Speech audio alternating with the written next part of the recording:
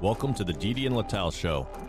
Advice, thoughts, and stories from a married couple on cybersecurity, technology, and life in general. Now here are your hosts, Didi and Lital. Hello and welcome to the Didi and Lital Show. It's another week. I'm back from a conference. Didi is back from a couple of conferences. You were in Vegas for 2 weeks. Yes. Lucky you. Yay, Vegas. I think I'm probably the only person that doesn't like Vegas.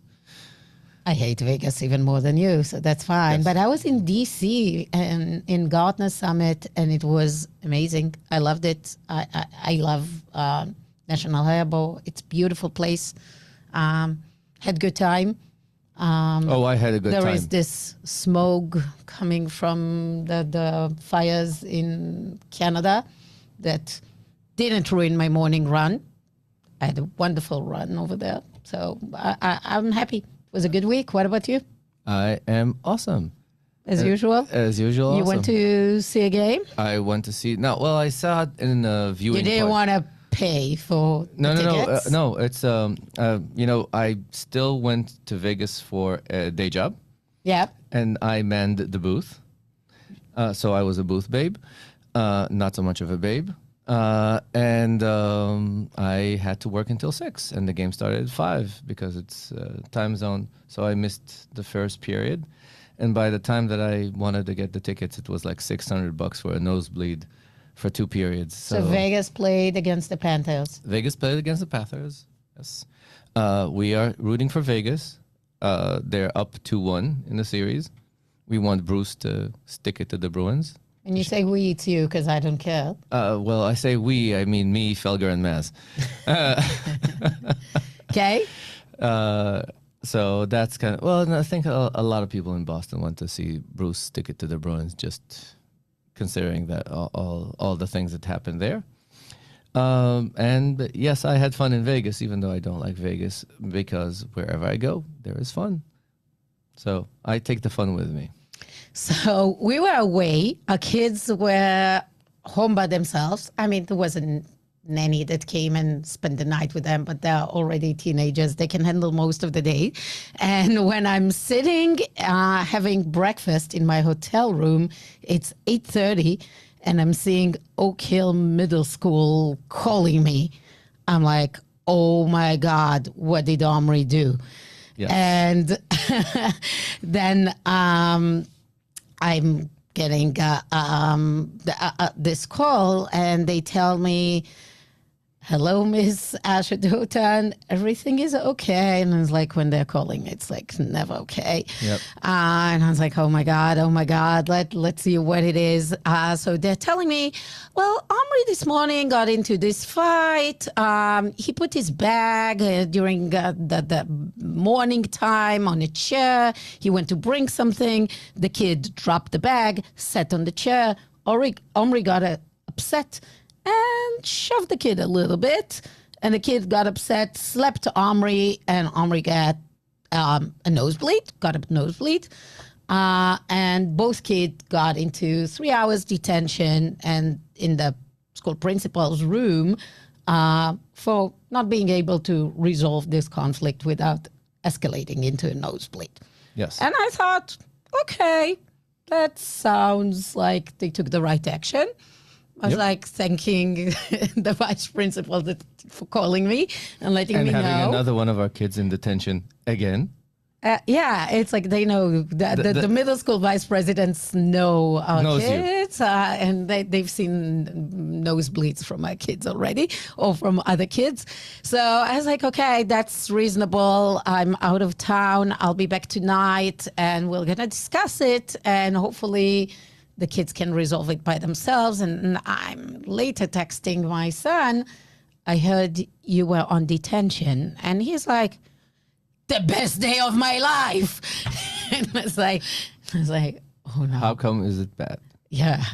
I was like, what happened? He was like, it was so good. I got to do all the days worth of work while sitting in the vice principal room. took me 20 minutes to finish the whole day worth of work. And then I had my Chromebook and I played video games for the rest of the day with my friends in Tel Aviv. And aren't the school Chromebooks supposed to be locked down? Yeah, so that's the thing. They're supposed to have these controls that they cannot do anything other than those applications that are approved by school. So I'm asking him, how come you could play? And he's like, oh, I actually found a way and I have a business now. So yes. and he came and last night he told us, let me tell you about my business. And I said, let's make sure that the feds don't knock down our door because his business ideas could be very, very dangerous. Yeah, they always sound a little bit dodgy, sometimes even very dodgy. Very, very dodgy. So we disapproved most of his business ideas. So he said, listen, so, I played on my Chromebook while being at school. That was because I found a way to get access to video games, even though they're blocked. So we were like, bring your Chromebook. We need to see it now. And he opens it up and show us how through a legit app, a legit math plugin, a legit Chromebook extension for math.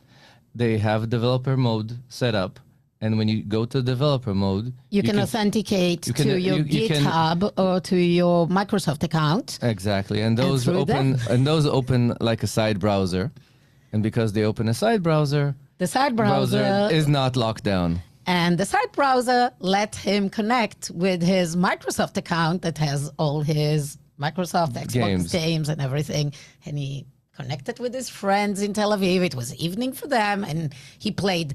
Apparently, he already showed this hack to a couple of friends. Each friend, he charged them $5 for showing them this thing. So we told him, Omri, you have a great idea. You need to go and report it to Google and get on the bug bounty, because I checked online. And it's $10,000, up to $10,000 for a bug or vulnerability report. So he's on his way. I hope somebody from Google listened to that and this is resolved.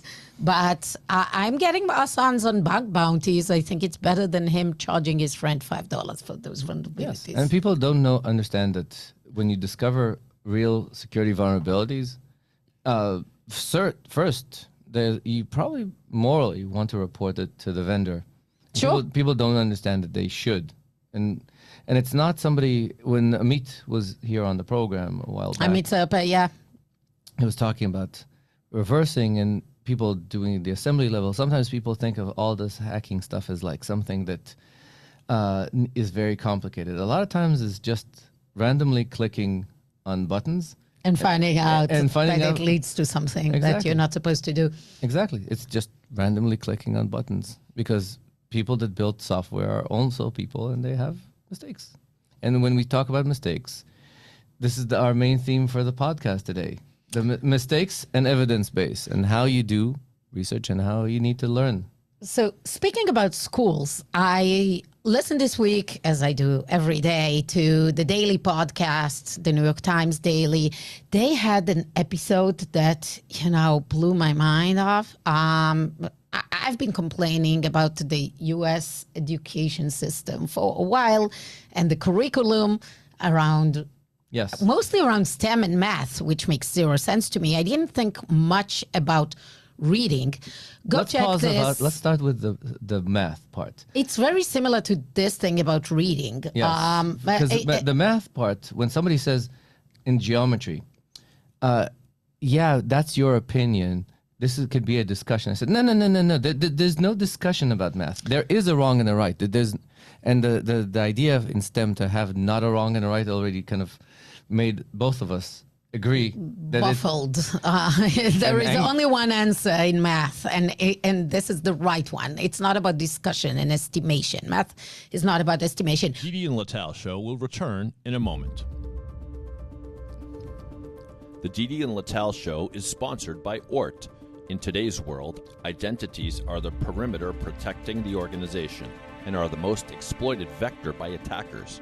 If your security teams are struggling to maintain control of identity management tools, ORT can help. ORT offers a centralized platform for discovering, monitoring, assessing, and remediating identity threats to your business. While most security platforms can take weeks or months to start identifying and remediating risks, with ORT, your security teams can get started in as little as 30 minutes and start securing the identity perimeter immediately. ORT will surface the most critical vulnerabilities and give your security teams the recommended action steps. Start your trial today at ORT.io. That's OORT.io. The Didi and Lital Show is sponsored by Hunters. Hunters is a SaaS platform purpose-built for security operation teams, providing unlimited data ingestion and normalization at a predictable cost. Hunters helps SOC teams mitigate real threats faster and more reliably than SIEM. Visit hunters.ai to learn more. So this topic is, and we want to talk about theories and thoughts and, those kind of areas when you actually have science to back it up. And why do people prefer to go to those softer areas and go with like romantic theories instead of relying on evidence? So let me pause for a second and tell you the story about how phonics was kicked out of school systems across the U.S. about 2 decades ago. And they brought in a romantic way of teaching kids reading. So there was one person that became really a big thought leader, and she led this movement of, I think it called balanced literacy. She was teaching kids to enjoy the joy of writing first and then moved into reading, saying that if you learn reading in a structured way of teaching phonics, for example, SH is sh, A is like an ah, cat, hat, all those things that we learned as kids. This is how we learn how to read and write. It's been for years the way. She was like more romanticizing it. A kid should look at the book. He should see pictures. A page with pictures in yellow and then see the word yellow and associate the word with the thing he sees in the picture. And she completely dissociated reading from phonics, from speaking, which is the thing that for years kind of like was the basics. And across the world, this is the basic of teaching how to read and write. And it's evident that this is for generation how everybody read and learned to read. This is also how writing evolved, because originally we had calligraphy, which is a sign per word, and then it devolved from the calligraphy or from hieroglyphics, where you had the picture for the word, into a more symbols, and more phonetic symbols for how the word is said. Yeah, exactly. So like you don't need to recognize the way yellow appears. You just break it out to the syllables. So this, for 2 decades in the U.S., across most of states, this was the prevailing thought, and kids were taught that way. Results were devastating, especially among kids that have some learning disability, dyslexia. Dyslexic kids cannot see the word. They need to sound it. They need the phonics.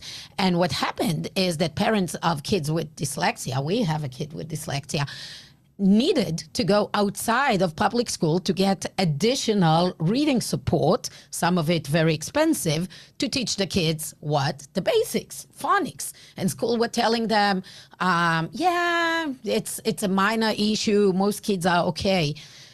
Only recently with functional MRI that a lot of research has been done on how we learn and what happens in our brain, they started actually gathering evidence that talking and reading leverages the same area in our brain, the same functional area leads up when we do it. We start talking when we are around the age of 1, And by the time we learn to read and write around kindergarten age, we kind of already are very proficient in speaking. Our brain understands it. And then we're very ready to codify the phonics into letters and into syllables. And just dissociating it completely runs our neural circuits completely in the wrong way. So some kids can handle, but many don't. And it drives me nuts that it took such a long time to actually gather evidence. And only now that the episode just talks about now the biggest school districts in the US, New York, rolling it out and saying it's not allowed to go that way and not teach phonics. And the results are devastating. Like generations have fallen behind. Yes. I mean, if I could, I would sue. I think it's negligence. It's pure negligence. And what drives me nuts is that there's so many areas of our lives when we are giving romanticized ideas. It happens in medicine. People will go and I'll give you an example. Trust all kinds of gurus instead of... I'll give you an example. Yeah. So when we talk about viri, so in the traditional sense... Virus. Multiple viruses. Yes. The multiple of the plural of virus is viri. Is yes. viri. Go ahead. You can say in viruses in technology space, in medicine it's viri. When you talk about viri, most people that are even in the science space, it's really hard to say that viruses and viri cause diseases. You say what? The basic evidence. Didn't we just go through a pandemic? Exactly. What do you mean? Exactly. So when you talk about this, you'll see that there's what is called Koch's postulates. There was a guy called Koch that came along with Pasteur when they were talking about how bacteria cause disease. You isolate a bacteria from an animal or from a person. You infect an animal.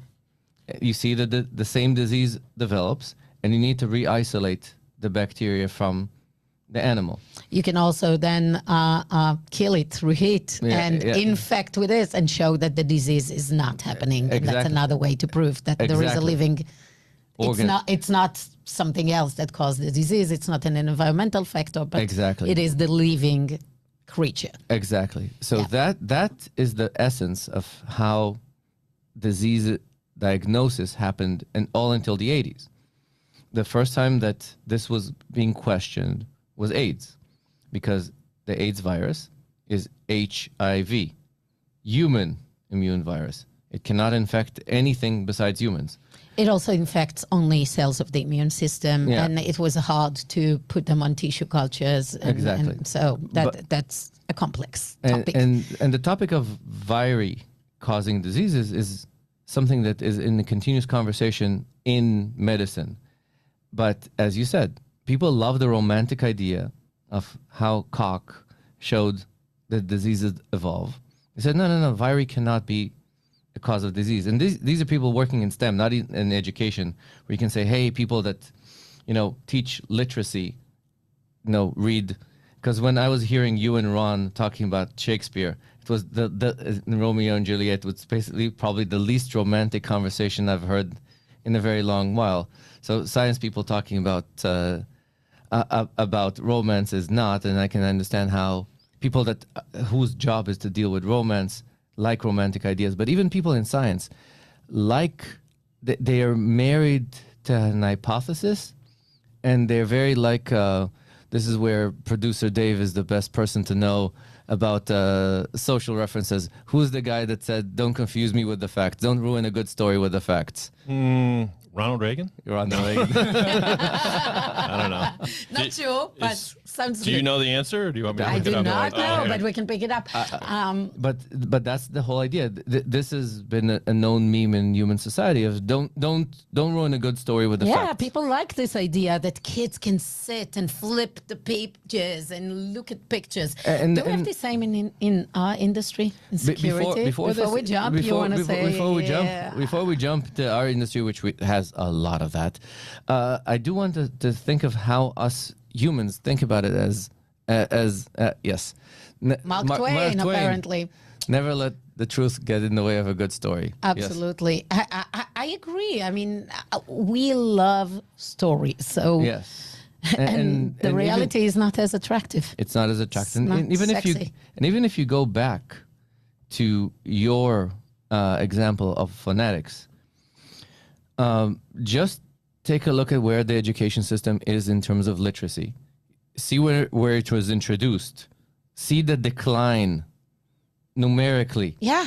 You didn't even need the fMRI. You should have looked at... It's just looking at the numbers. The test results and how U.S. results decline with no real reason other than... Actually, they should have risen because all the rest of the world numbers have risen because computers have made literacy such a mandatory aspect. People have to read to interact with computers. And every place in the world, for example, a little piece of chaos in the Middle East, you see literacy numbers are going up because when people want to interact with a computer, they have to learn how to read. And now computers are a lot more abundant. You'd expect that literacy would go up, but it actually is going down. So that should have taught everybody that knows how to look at numbers and evidence, say, something is wrong. But no, there's a nice romantic story. So they like to stick with that. So, yeah. And once a methodology becomes a golden standard, it's so hard to rip it off and change it. Yeah. It's painful. Like, think about the cost of now retraining tens of thousands of teachers on teaching a new methodology, changing all the books and classes, the software they're using. It's a lot. Yeah. It's costly. Yes. We talked about the cost of shifting and pivoting, and those are very, very big systems with like people that don't like change. This is what they do. It's also heartbreaking to go to an educator that, the main incentive for them to come to work is not the money they make, but actually teaching those kids to read and write, to find out that the methodology that they've been using is not effective. It's not only effective. Proven to cause damage. It's detrimental. Detrimental to many that cannot read and write if they don't learn the phonics way. So, let's connect it because we are already way into this episode. So in our space, we have a lot of that, right? Detrimental beliefs. So first, people don't, let's start with the more problematic part. People don't build the skills of data and evidence collection. I'll give you a positive example from our industry, and I'll give you a whole bunch of negative examples from our industry. Positive example is, at least that's what they claim, Netflix do automatic releases and care about only one thing, viewership. They don't try to track bugs. They don't try to track anything about a failure of a release. They care about viewership. Viewership number goes down, they roll back. The episode goes, the series is killed. The series is killed. The not just the series, the release, for example, when they release versions of their apps, the things, if they see even a minor decline, they just roll things back. They don't care what is the cause. Is it the bug? Is it a performance problem? They don't care. They just roll it back because what they care is viewership. Mm-hmm. And they have key performance indicators, and if those change, they don't care why the release was broken. Okay. In our space, in security, so people have this jump into how to build a security program without actually building a program that is metrics based. They say, yeah, we want these tools. We love these tools. The tools are awesome. The best example is the SIM. The SIM were born, those of us that are ancient and have been here for a billion years. Remember that the reason the SIMs were invented is because firewalls created tons of logs, and the NOC people didn't want the SOC people futzing around with their firewalls. So they said, hey, we'll ship the logs to you and you deal with the problems on your side. So something was created to deal with an organizational structure that was built in a certain way and with people that didn't want people futzing around with their space. So this is how ArcSight and Envision and all those tools started. And Splunk was basically a tool that was built to collect logs. Once also regulation started coming up, there was a need to have like big repository of storage. So and nobody's asking themselves, because everything is built around log collection. So those tools are built around log collections, logs.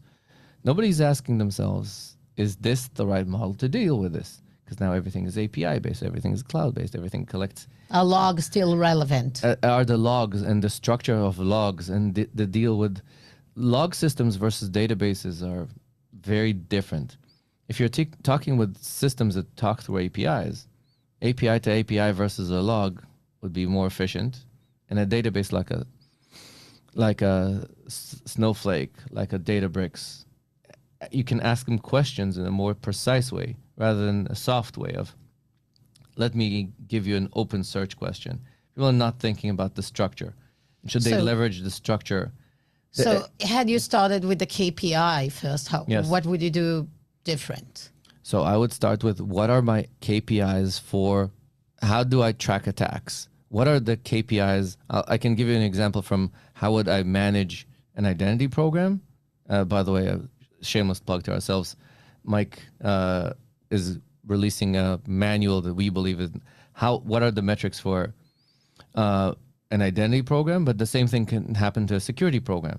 You should track how many devices, like for example, from your MDM, how many devices are unpatched and what's the gap there? How many attacks do you see on a specific endpoint on your network? How many of these indicators are there? And that can tell you if your security program is run correctly. From an identity perspective, it would be how many users, how long does it take you from the minute somebody was fired until they're kicked out of the system? How many times do you allow for false passwords? How many times do you allow, for example, the MITRE ATT&CK does like a hand wave of a 5 of how many false MFAs before you decide that this is an attack. Okay. And rather than to say, you know what, in this industry, it happens more because, let's say, doctors don't know how to click the MFA button correctly versus teachers that may do.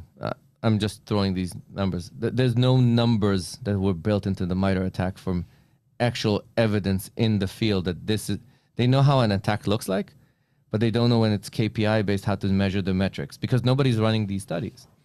And so similar to how you would want to have benchmarks for what a kid in first grade, second grade, third grade should know how to do. Exactly. You want to have those KPIs for yourself. Yes. Of you want to be able to kick off somebody from the network X amount of hours after you see some sort of a behavior yes. that could be malicious and yes. things like that. And by the way, plugging in, that was a very good session. I've been at Gartner Security Summit. It was around those KPIs and benchmark. And they talked about, it was really interesting, not releasing a document that will talk about it because they said it's very unique to where you are at. And they wanted to encourage all the customers to talk to them about building their own KPIs. They have a framework of like 25 or 30 areas, and they have really good ideas, and they have some example of benchmarks of companies that did it with them, but they said, and that was really interesting, we're not going to release this benchmark because we don't want you, Mr. Customer, to take and just say, okay, I'm going to align myself with this and this. They'd rather you stop and think about it and talk with somebody. Obviously, they will get money for the consultancy, so they have the reasons, model. But it makes sense, right? It does. Because in an ideal world, at least if school was a little bit more tailored made, at least they would give those phonics services to the kids that really could only learn with phonics instead yes. of the parents doing it by themselves in after school. So it's a similar thing. What a small tech shop needs and what they can achieve very different from a big retailer, very, very different than the situation of a manufacturing facility, and so on. So I found it interesting that even though they really build a business around, publishing stuff and people consuming it, they actually wanted people to engage. And I don't think it's an additional fee for those that already pay the outrageous amount of money to Gartner. So if you are a customer, check it out. It was really interesting and good session. I think evidence-based is interesting. Do you think pen testing, simulating attacks is a good way to get into this evidence-based security, showing that you can see some sort of attack that are being simulated or not? No. Why it's No, pen testing is, I think, is super valuable and probably one of the most important parts. This is like a little bit of running 5Ks like we did, and we'll talk about it sometime at another point in time. It's like running a 5K occasionally to check that you're... What's your speed? What's your speed? pace? What's your pace, that you're up to speed, that you're in a good place. A pen test but the pen test is a complement to evidence-based. Evidence-based starts with a hypothesis, a way to test the hypothesis, and continuously evaluate the hypothesis. And this is what evidence-based means. So if you going through the Gartner idea of saying, I want to decide that I want to protect a certain part of my world, and I want to build, and I believe that these numbers show me how protected I am. The pen test shows you if you're right or wrong, because if your numbers are going up and the pen test is taking your pants off, then you're using the wrong numbers. But you first need to develop the numbers to assess, are you getting safer or less safe? Does that make sense? It does. I would say that it's hard because you might be improving, and let's talk about patching, for example. Yep. You may have want to take your patching time down from 30 days to 15 days from a vulnerability being exposed, published, until it takes you. It's a big improvement and it's a big effort. It doesn't really mean that now that you're done from 30 to 15, you're not going to be hacked, because then you would. We all know. Here's why the is pen it test sufficient? Yes.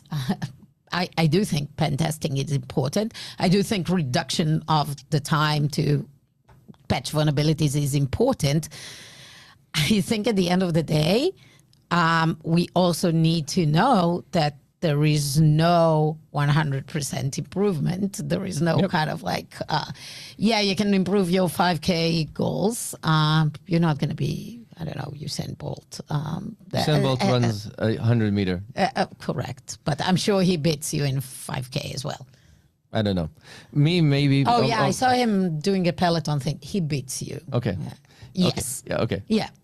Yeah. Probably. He's also a couple of years younger. That's not the reason that he beats you. But that's fine.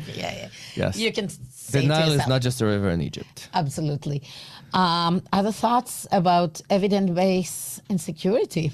Yes. Evidence-based and security is, we need to build a methodology that shows a correlation between numbers and vulnerabilities. And we don't have these enough in the conversation. Again, I'm going to shamelessly plug and thank Mike for his state of identity report that he did. And we are not doing enough of this. So I think Code 42 did something like this, or Unit 42, something like that, from whatever Palo Alto. Palo Alto. Okay, research. the Palo Alto Research team. We're showing how attacks, the numeric things of, here are how many attacks have happened, here was the methodology of them. We are not doing enough of this to publish because if more of the work would be done to show how many attacks are there and how are their trends looking like, then we can develop the right KPIs to measure, are we built to defend against those attacks? And then the programs that we be built would be measuring, okay, like you said, is taking down patching time by 50%. Somebody says, I want to reduce my patch time by 50%. It used to be that you took 2 years to patch. Now you patch over a year. That's a significant improvement. But if you patch every, like for example, in our system, it takes us about 3 minutes to patch. If taking it from 3 minutes to patch to a minute and a half, does it make a difference? Does anybody care? Yeah. So this is where the numbers actually matter based on the vectors of attack, because how prevalent they are, how relevant are they to? And should you still continue to make? Because a lot of times the last mile is the hardest mile. So sometimes they'll be able to release on a weekly basis, releasing on a daily basis, moving from like releasing every 6 months to release every week is the big thing. Now releasing from every week to every hour becomes very problematic. Mm-hmm. Should you even waste your time doing this? Or should you now focus on other areas? And that's where evidence-based needs to come. How attacks are coming in, what are the numbers, what's the prevalence, and then associate this with the metrics that you're doing to fix. Got it. That's at least my view. Anyways, I think we talked people's ears off. I think it's a lot for today. It's a lot for today. We hope you enjoyed the Didi and Lital show. If you like us, please rate and review us wherever you get your podcast. Share with your friends. If you want to be on the show, please write to Lital or Didi. Thank you. We'll see you next time. Thank you. Bye.